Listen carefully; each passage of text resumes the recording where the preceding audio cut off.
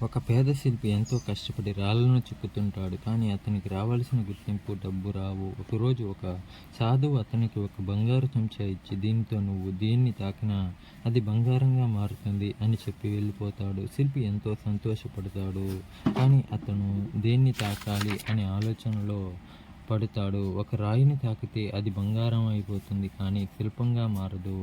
ఒక చెట్టును తాకితే అది బంగారం అయిపోతుంది, కానీ నీడను ఇవ్వదు. అతను దేన్ని ముట్టుకున్నా దాని సహజత్వం కోల్పోతుందని గ్రహిస్తాడు. చివరికి ఆ బంగారు చెంచాతో తన శిల్పకళా పరికరాలను తాకుతాడు.